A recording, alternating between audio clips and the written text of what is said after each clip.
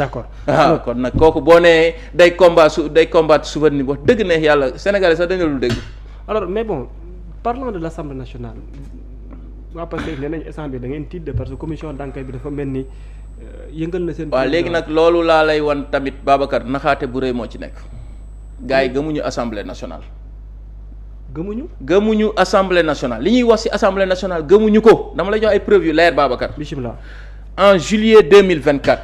Oui. L'ex-PM a créé à la primature une commission appelée Commission d'examen des contrats conclus dans les secteurs stratégiques.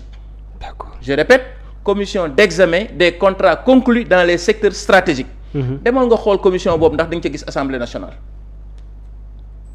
Pourtant arrêté interministériel bi fi amoon nii. Oui. Assemblée nationale day nekk en ligne claire nga xam ne le représentant de l'Assemblée nationale day bokk. Mais quand il crée la commission en juillet 2024 la moo tax dugalu ci assemblée nationale ñu ne commission boobu moom mooy renégocier les contrats pourquoi l'assemblée n'était pas présente dans cette commission. pourquoi ngay wax mooy bi amoon député yi geddoon wala. ma ne commission renégociation bi ngay dégg nii ci Sénégal. ñu ne à la primature y a une commission d'examen de renégociation ou bien d'examen des contrats conclus. amul ay député c'est créé non déglu ma wax la c'est créé par le PM par le premier ministre.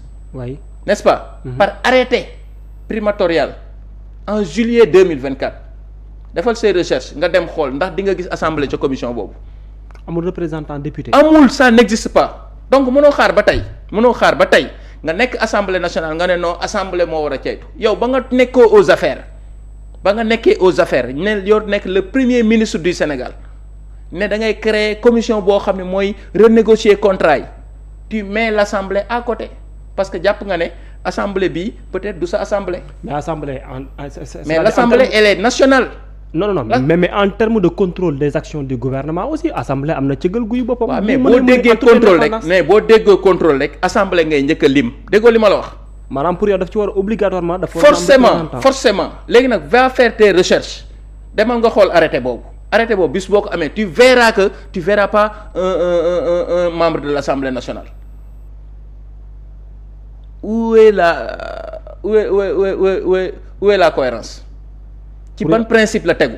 tey ñu bëgg a taxaw ne non Assemblée nationale mooy lii mooy laat et puis dañ leen ciy fekk si. ministre wax na ko Abdourahmane Diouf. dañ leen ciy fekk si. nee nañ leen enseignement supérieur fexe leen ba le projet Espoir Jeune. na ngeen oote ñu waxtaan si. fexeel ba un étudiant un ordinateur na ngeen oote ñu waxtaan si. fexeel ba aussi. loolu intéressé na ma trop.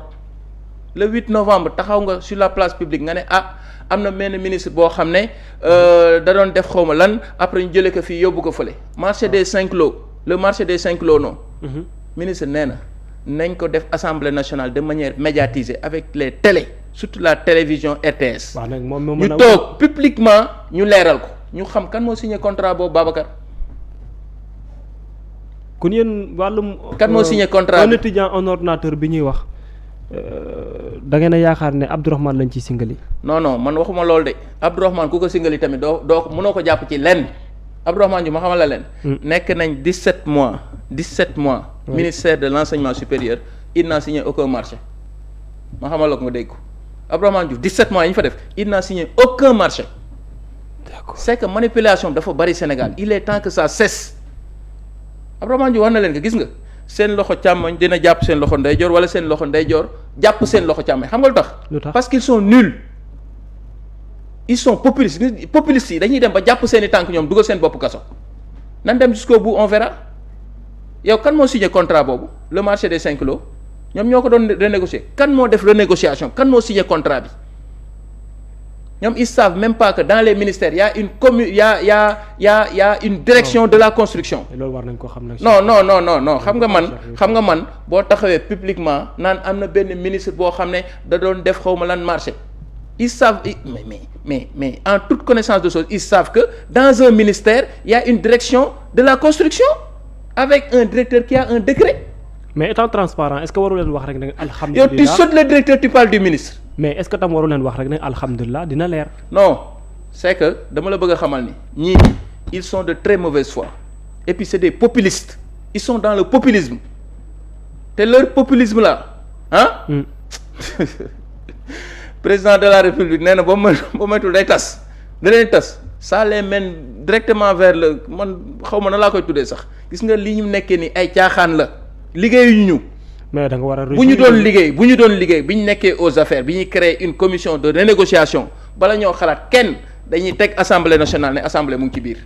mais juste parce que yow assemblée boobu da nga jàpp ne assemblée Macky Sall la peut-être nga ne non damay teg benn commission boo xam ne assemblée nationale du ci bokk. tey nga nekk assemblée nationale nga bëgg wan sénégalais yi ne non assemblée nationale moo war a coytu léegi bi nga nekkee aux affaires pourquoi tu n'as pas passé à l'assemblée nationale loolu mooy populisme. parce que man dama mais bon commission bi ngay wax noonu man je me rappelle plus mais je pense que ne y avait des députés yu xaw ma dañoo boycotté woon xaw ma. je sais non Babacar waay boo bëggee ma jox la ay dates yu leer. waaw c'est en juillet 2024. La commission s'appelle la commission d'examen des contrats conclus dans les secteurs stratégiques. D'accord. ministère yu bari seen contrat yi foofu lañ koy yóbbu. Il y avait un arrêté primatorial qui crée la commission. demal xool arrêté boobu est-ce que di nga gis assemblée nationale. D'accord alors mais par rapport ak commission bi ñuy wax te mu concerne ministère bi Abdourahmane Diouf nekkoon. waaw est-ce que am ngeen ci crainte. non mais yow xam nga tubaab day wax le meilleur refuse c'est la droiture. waaw parce que nee nañ fi ne non une proposition de création d'une commission d'enquête parlementaire sur les irrégularités alléguées dans la passation et l'exécution des marchés de programme un étudiant un ordinateur du ministère de l'enseignement supérieur. waaw léegi ma wax la kan moo signé contrat boobu. kan la professeur Abdou Aziz Diouf de PASTEF. professeur Abdou Aziz Diouf de PASTEF contrat bii ñuy wax nii. waaw moom moo ko signé. waaw léegi nañ oo professeur Abdou Aziz Diouf ñu laaj ko pourquoi il a signé le contrat signé na contrat bi ki nga xam ne moo war a liggéey loolu indi na ordinateur yaa ngi port yaa ngi dégg. ñu wëlbatiku organiser wu dem wut xaalis jox étudiant bu nekk 250 000 ministre wax na ko télé leer na. pour dire. waaw mais je veux vous dire que Pastef laa la wax gis nga loxo bii dana jàpp loxo bii jàpp loxo bii juste parce que ils veulent être populistes. ñun on a absolument rien à se reprocher xam nga lu tax on a fait 17 mois le ministre n'a signé aucun contrat de marché en 17 mois c'est la même chose ci li mu wax ci 5 lots yi le marché là le marché des 5 lots le marché des 5 lots là xam nga dugaluñ ci Abdourahmane Diouf moo leen ni dugal leen ko ci parce que premier ministre taxaw na fële ci meeting am daal di ne dañ doon luubal dañ doon lii le contrat là a été signé le contrat sur les 5 lots ça a été signé par un ministre ça a été c'est en train d'être exécuté actuellement nii mais déggoo li ma la xanaa c'est avec le contrat des 5 lots a été signé avant ou après Abdourahmane waaw après Abdourahmane bien sûr Abdourahmane nee naa la ñii ci ay caaxaan lañ nekk Abdourahmane 17 mois signé wul benn contrat amul contrat 0 contrat signé le contrat des 5 lots là ça a été signé par un ministre exécuté comme Abdou Aziz Diouf bi ma la wax nii le contrat là sur le projet le programme un étudiant un ordinateur Abdou Aziz Diouf moo ko signé nañ ko oo laaj ko tax mu signé ko moom il est de Pastef et puis au-delà de ça y a un kii là le projet de la Banque mondiale Espoir Jeune boobu aussi nañ ko teg commission d'enquête parlementaire ñu téléviser ko ñu leeral ko ñun Babacar ñun suñu lépp a leer amuñu dara lu ñu nëbb Cheikh ñeme nga de billaay walaay taalaahi bu ñu signé woon tey benn contrat foofu dañ koy assumer parce que bala ñu koo signé dinañ xool maanaam les tenants et les aboutissants ba lépp leer ñu daal di signé mais yàlla suturaal nañ ñun def nañ fa 17 mois ba ñu fay jógee signé wuñu benn contrat te léegi on est prêt à répondre sur toutes les questions ba pare de manière médiatisée nag ñu tekk à la télé ñu leer ces populistes là sénégalais yi dinañ xam ne ay caaxaankat lañ dañuy manipuler. loolu kay mais nag Cheikh da nga ci war a am réjouissement nag le fait que ñoom ñu initier lu mel noonu. non xam nga buñ ko initier ils doivent aller jusqu'au bout xam nga ñoom ils ont juste dit. mais mën na ko juger bu jeexagul non dama lay waxal. dañu cibler le programme un étudiant un ordinateur. Abdourahmane Diouf dolli na leen ci ñaar nee leen le marché des 5 lots là ki nga xam ne dafa jaral premier ministre mu taxaw dans un meeting wax si mais loolu assemblée da ko war a leeral nga ne ministre boobu looloo tax ñu jële ko fii yóbbu ko fële mais loolu kay assemblée dafa war a woote ñu leeral ko ñu ne le marché des 5 lots renégociation bi nan la demee kan moo ko signé kan moo exécuté le projet Espoir Jeune nan la demee et cetera. d'accord mais bul yem ci un étudiant un ordinateur boo ca yemee sax baax na xam nga lu tax. déedéet kaka signé c'est un gars de Pastef moo signé contrat bi ministre wax na la ko fële il s'appelle professeur Abdou Aziz Diouf moo ko signé c'était le directeur de l'enseignement supérieur. d'accord alors ñu daanele wàlla ci politique mais au niveau local quoi. dans la commune de Rufisque. c'est vrai Awalé nga nekkal yaa ngi koy wax depuis plus de 10 ans yaa ngi nekk Awalé ànd ak Abdourahmane Diouf. am loo xam ne war naa ñëw ça concerne les élections locales de 2027 aujourd'hui yaa ngi ci biir Kiraay. ban posture wala ban position moom la Cheikh di incarner ci biir parti Kiraay dans la commune de Rufisque Est. waaw foofu nag Babacar xam nga man je vais être un militant discipliné moi je vais être un militant discipliné. Ouais. Sur le plan départemental Kiraay instant yi on est en train de nous organiser avant Kiraay même c'était la coalition Diomaye Président le ministre Abdourahmane Diouf il a tenu une réunion au centre Sénéfa Rufisque il a réuni tous les responsables de la coalition Diomaye benn après-midi ñu toog def benn réunion élargie il a mis sur place un comité ad hoc boobu moo war a organiser xool nan la ñuy installer la coalition Diomaye dans tout le département. léegi entre-temps nag le parti est venu parti bi juddu na mais jàpp naa ne commission boobu. ay ñoom Karim Mbengue ak ñi mu àndal ñëpp ñu ngi liggéey ànd ak tous les responsables yi nga xam ne moo nekk dans la coalition léegi c'est le parti Kiraay ñu ngi liggéey mais man li ma la mën a xamal ni awalay yi amoon coordination yi amoon yëpp. 11 coordinations yi nga xam ne ñoo nekkoon dans le département de Rufisque subitement elles sont devenues des coordinations du parti Kiraay dans le département de Rufisque. loolu c'est déjà un socle. léegi nag loolu dañ ciy ajouter ña nga xam ne ñoo nekkoon dans la coalition Diomaye Président léegi nag loolu ñu ngi ciy liggéey léegi nag pour être un militant discipliné du rafet lool nga ànd ak ay nit nekk ci liggéey nga taxaw naan non man maay candidat bi man maay lii loolu jàpp naa ni un responsable véritablement responsable du ko def mais li ma la mën a xamal mooy. man maa ngi ci terrain bi di politique. depuis 15 ans. boobu ak léegi jàng naa lu bari boobu ak léegi am naa traversé naa ay mbir yu bari am naa tuuti expérience. jàpp naa ne sama commune intéressé na ma jàpp naa ne sama département intéressé na ma jàpp naa ne sama ville intéressé na ma.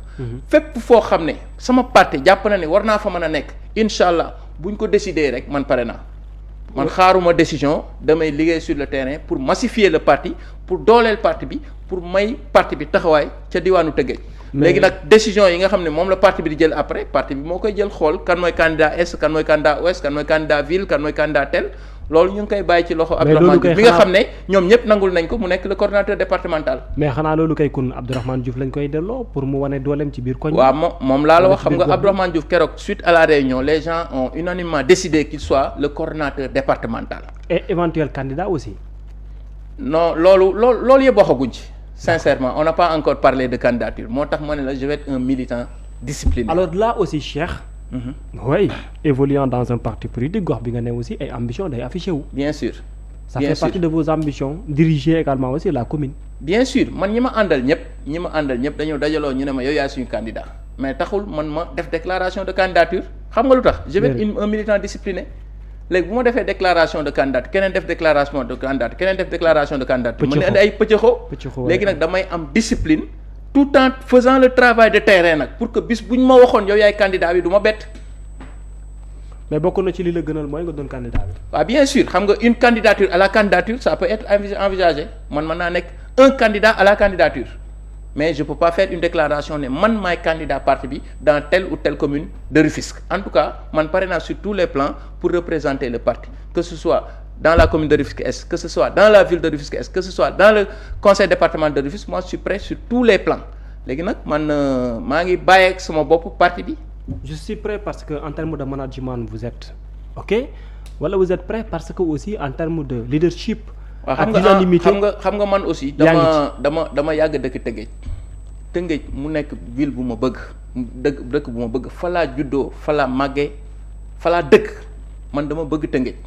Tëngéej nag nekk à la croisée des chemins Tëngéej y a quelque temps amuloon autoroute à péage Tëngéej y a quelque temps amuloon terre Tëngéej y a quelque temps peut-être géej gi ni mu demee nii demul woon nii Tëngéej du tey nag da ngay gis ne am na autoroute à péage parce que autoroute maa ngi ñuy contourner Tëngéej léegi am na la ville de Diamniadio le pôle de Diamniadio mu ngi à côté. Tëngéej TER bi jaar na fi. waaw Tëngéej googu nag dafa laaj ñu xalaataat Tëngéej teg ko ci ay normes yoo xam ne dinañu permettre Tëngéej ñu bañ ko fàtte que nit ñi jóge Dakar wala nit ñi jóge Thiès mais duñ contourner Tëngéej par l'autoroute à péage Tëngéej war na réagir par rapport à ça loolu xalaat nañ ci Tëngéej am na géej goo xam ne moo ko traversé Tëngéej ni mu ci war a profité wu ci comme il le faut loolu ay mbir la yoo xam ne xalaat nañ ci daal di teg Tëngéej sur le plan de la santé gis nañ ne hôpital Youssou Mbargane Diop moo fa nekk am na ay mbir yu bari yoo xam ne war nañ ko jooyantal war nañ ko ci yokk loolu xalaat nañ ci dans le domaine de la santé Tëngéej amul par exemple lycée technique dans le département de Rufisque y a pas de lycée technique élèves yi nga xam ne dañ leen di orienter en chirurgie et cetera bu ñu waree def seconde ils ont tous les problèmes loolu ay mbir la yoo xam ne xalaat nañ ci sur le plan de l'éducation aussi Tëngéej am na ay gox-goxaat ay parties yoo xam ne war na am CM war na am lycée war na am lii ci wàllu éducation loolu xalaat nañ ci Tëngéej war na amaat ay infrastructures surtout ay tali ak régler ay problèmes assainissement am di profito di remercier bu baax a baax le président Bassirou Diomaye Faye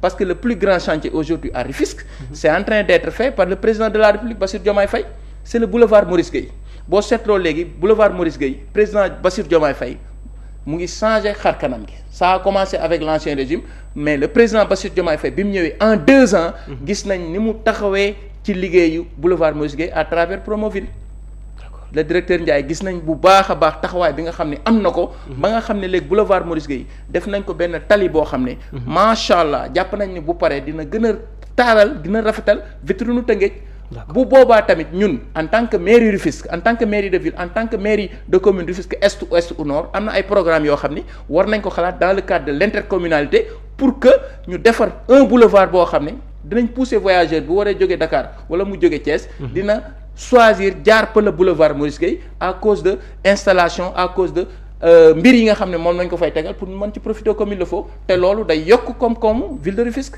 ak département Rufisque. mais su ma la déggee nii Cheikh c'est déjà préparé au préalable c'est-à-dire déjà am nga sa programme boo naa la gumba teg. ah bien sûr bien sûr maanaam fu mu toll nii sa problème mooy est-ce que réellement dinañ la tànn wala duñ la tànn. xam nga boo nekkee acteur politique aussi waroo toog mbir yi di la surprendre. mënoo dëkk ci dëkk. mënoo dëkk ci dëkk nekk un acteur politique nekk un acteur de développement man avant d'être acteur politique moi j'étais acteur de développement j'étais président d'un conseil de quartier j'étais président d'ASC j'étais chargé de com d'un collectif qui regroupe 17 quartiers donc man dama yàgg travailler développement à la base ay grands yoo xam ñoo dëkk ci koñ bi formé ma ci lu bari loolu laa boole expérience boobu boole ci politique bi moo tax bu may nekk ci mbir toujours je me prépare en conséquence dara bañ ma bett tey bu ñu ne ma woon yow yaay candidat bi am naa xalaat déjà sur le boulevard Maurice Gueye am naa xalaat déjà ci géeju Tëngéej am naa xalaat déjà sur le plan de l'éducation à Rufisque am naa xalaat déjà sur le plan de la santé sur le plan des infrastructures sur le plan de la jeunesse sur le plan de l'entrepreneuriat féminin yooyu yëpp am naa ci ay xalaat yoo xam ne jàpp naa ne bu ñu ci tolloo insha allah bu ma ko tegee sur la table ñeneen teg sur la table mën naa fa jël premier mais pour mu mën a concrétiser wu il faut mu am électorat bu am doole. bien sûr waaw. mais parti Kiraay aussi le parti Kiraay sera bien travaillé à Rufisque inchallah jàpp naa ne il sera la première formation politique inchallah plus représentative dans le département de Rufisque et dans la ville de Rufisque. est-ce que loolu tam du nekk un tout petit peu problème Kiraay bi ñëw avec des alliés ku ne aussi avec ses ak say ambitions à l'intérieur. non xam nga concurrence mënuñu ko bañ ci politique. l'essentiel yow booy dem dans la concurrence que tu sois prêt sur tous les plans man mënuma toog rek jàpp ne moo man jege naa Abdourahmane Diouf dañ ma war a def lii il faut que je sois prêt sur tous les plans il faut que je me forme il faut que je sois prêt sur le plan du programme il faut que je sois prêt sur beaucoup de plans ce qui fait que bu ma ko tegee sur la table ñeneen teg sur la table même ki nga xam ne moom laa àndal il sera à l'aise pour pouvoir faire un choix. mais au-delà de ça est-ce que tamit dans le cadre de ñu wooyee popularité wala wàllum électorat est-ce que Cheikh fait l'unanimité est-ce que réellement Cheikh a travaillé benn base politique bu ko mën a may.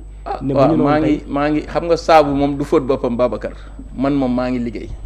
gars yi ci beneen côté bi nii dañoo bari doole de. man maa ngi liggéey xam nga nit dañ naan boo ko bëggee xam fekk këram man boo ñëwee sama koñ fa ma dëkk nga xam ne man maa ngi liggéey parce que fa ma dëkk man kenn du ma fa gañe sincèrement fa ma dëkk man kenn du ma fa gañe yàggul dara sama jigéeni quartier dañu dajaloo ñoom ñépp def benn sargal ne ma yow doo joxe 100 francs jël seen xaalis def seen nuróole def seen lépp ma ñëw ñu sargal ma parce que dama am taxawaay ci koñ bi loolu du ñëpp ko am seen koñ man sama quartier jàpp naa ne dañ ma bëgg jigéen ñi dañ ma bëgg góor ñi dañ ma bëgg mag ñi dañ ma bëgg ndaw ñi dañ ma bëgg. te maa ngi góorgóorlu ab quartier ci 17 quartiers. so sori na ndam de. waaw mais dama la xam ne. yaa ma ko waxal fii de 17 quartiers. man je suis de Colobane Guy Mouride Colobane Guy Mouride c'est une benn conglomérat 17 quartiers la ñu am benn collectif boo xam ne ça regroupe les 17 quartiers collectif boobu nee naa la liggéey naa fa presque 18 ans di œuvrer pour le développement des 17 quartiers de Colobane Guy Mouride. amul quartier boo xam ne dewuma fa régler ay problème assainissement wala problème éducation wala problème santé donc moi je suis un acteur de développement à la base nee naa la lépp loo xam ne xew na ci gox ba man maa ngi ci toog fekke sur le plan Rufisque muy Rufisque ouest muy Rufisque nord muy Dangu fépp laay dem. d'accord waaw pour taxaw waa Tëngéej pour accompagner waa Tëngéej pour ànd ak waa Tëngéej pour ànd ak Rufisque jeunesse rufisquoise pour régler les problèmes de Rufisque. kon bokk nga loolu mooy sama quotidien. kon bokk nga ci kiraaye ak kiraayeen yàkkamti 2027. waaw am naa yaakaar bu kenn tuxal. am naa yaakaar ni bu baax incha allah bu ñu demee élection locale waa Tëngéej dinañ bàyyi bu xel bu baax a baax président de la République Bassirou Diomaye Faye parce que tey ku xool boulevard Maurice Guèye na leen mu mel tey. ak incha allah bu chantier bi pare ni mu war a mel. dinañ xam waaw mais il n'était pas obligé. dëgg la xam nga il n'était pas obligé. non état continue président de la République taxawu na Tëngéej parce que wax na ne nous sommes dans un état contraint. nekk ci ay situation yu metti loolu sax daa baax lu mu metti aussi fexe na ba chantier Tëngéej yi àgg ñu tëj canal bi defar mbedd yi defar boulevard bi mu rafet. loolu am na solo loolu nag dañ koy remercier le président de la République Bassirou Diomaye Faye à travers Promoville. am na solo en tout cas maa ngi lay jaajëfal bu baax a baax Cheikh. jërëjëf man kontaan naa trop li may lancé waat appel sénégalais rek maire bi mooy ñu def très très attention. bu la nit waxee dara na nga ko ceytuwaat bu baax a baax li ñu doon wax fata baynu na nga ko ceytuwaat bu baax a baax. manipulation bi bari na ci dëkk bi. populiste yi nga xam ne ñoo fi nekk di manipuler nañ leen bàyyi xel bu baax a baax. te je répète encore. Le docteur Abdourahmane Diouf n'a jamais dit qu'il combat le souverainisme. Il a dit qu'il est contre un souverainisme populiste à la Pastef. D'accord. loolu rek la ñuy xeex. boobu moom leer na souverainisme bi ñu bëgg nag mooy le souverainisme au vrai sens du terme te incha allah moom la ñuy utiliser pour développer ay mbir yoo xam dinañu permettre Sénégal jóge ci point A dem ci point B ci ay baax incha allah. jërëjëf mu nekkoon Cheikh Tidiane Guèye nekk chef de cabinet du ministre docteur Abdourahmane Diouf nekk en même temps membre fondateur du parti Kiraay ci Rufisque la bokkee jaajëfal ko bu baax a baax ci disponibilité am ak waxtaan bi jaajëfal tan Aline Baax ma dëkkee itam ci Rufisque nekkoon ci wàllum xarala gi Baas moom moo nekkoon ci wàllum affiche bi mbokk yi jërë ngeen jëf ñu yéen ak jàmm ngoon daanañu am ñaari waxtaan à partir de 19h dinañu am gan comme Pape Diogay Faye à partir de 21h30 on aura aussi comme invité Ismaïla Kébé directeur général bu ADPME jërë ngeen jëf mbokk yi ñu yéen ak jàmm